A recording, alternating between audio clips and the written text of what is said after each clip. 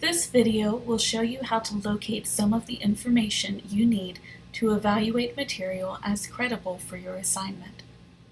One thing you can do when studying an author's authority is to identify their affiliations, or where they work and what fields they write within. I'll show you what that can look like. First, I'll type my topic into the catalog search box.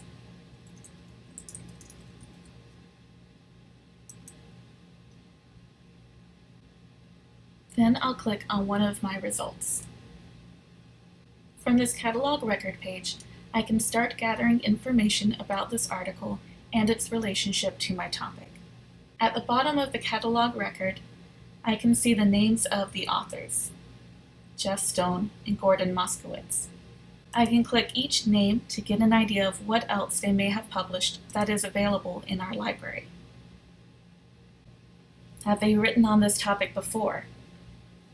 What other areas are they interested in? Going back to my initial article, I'm going to click one of the full text availability links. This one has the author's affiliations at the bottom of the page. The first footnote indicates the first author's affiliation, Jeff Stone, in the Department of Psychology, School of Mind, Brain, and Behavior, College of Science, University of Arizona. And the second footnote lists the affiliation for the second author, Department of Psychology, College of Arts and Science, Lehigh University. I can Google the author's name and their affiliation to see if I can find more about their expertise.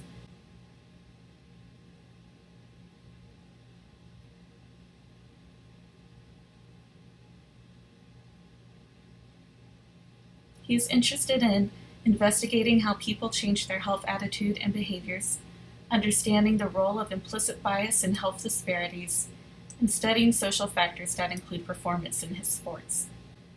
If I'm interested in reading some of his other articles to see if they might benefit my assignment, I can view his selected publications here. So he can certainly speak to some of the aspects of medical bias. Both authors seem to have an expertise in this area and have written on it extensively, although only one has other books available through our library. Sometimes you can also find their CV, which is their academic resume, and should contain information about their other publications if they're not listed on the website itself.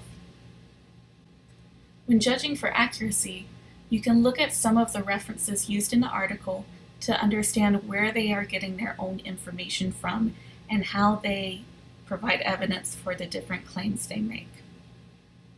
So I'll scroll down to the end of the article where their references should be listed.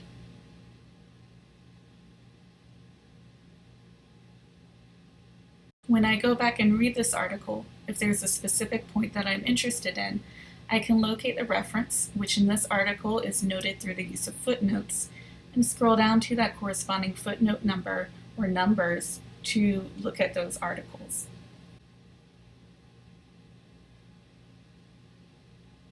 If I decide I want to read one of their articles, I can copy and paste the title into the library catalog search.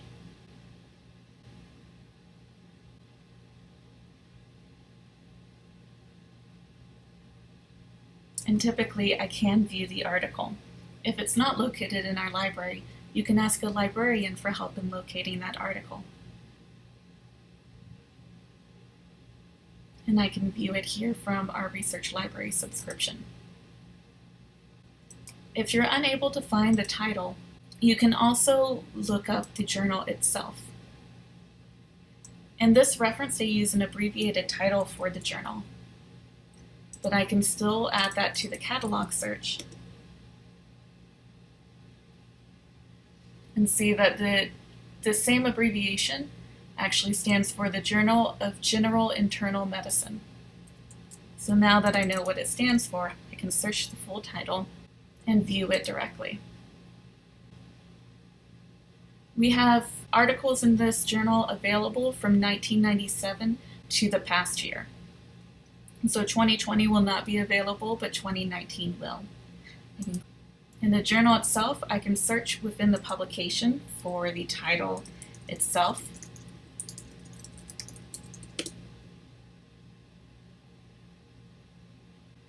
And there I have my article. So I can trace back their references to look at the information that they based their article on, and also see if it provides me with additional information that is useful for my assignment. Regarding relevancy, sometimes you may need more overview information to understand the larger context that your issue is operating within. One way to look for reference type materials is to use our resource type filter from the search results page. So I'll go back to my topic, and to the left from my resource type filter, I can click Show More to view the different types of resources we have.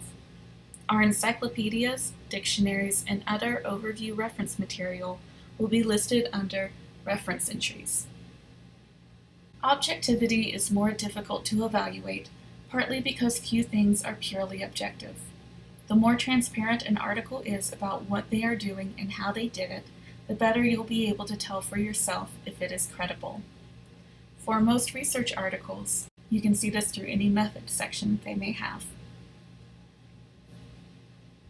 For websites, magazines, and newspaper materials, sometimes the title or headline is written to create a story, but within this story will still be factual information that you can use. To understand the intent of the article, what you might ask yourself is, how does the way they present this information persuade me?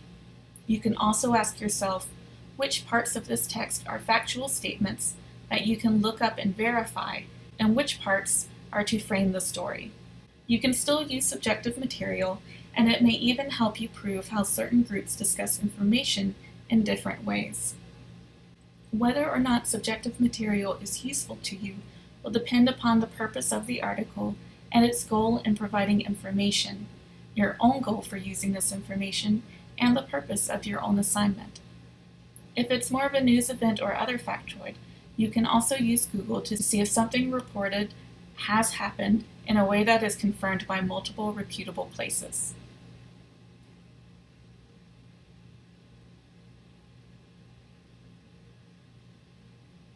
These are just a few of the ways that you can investigate an article to determine whether or not it is credible for your work and for your assignment.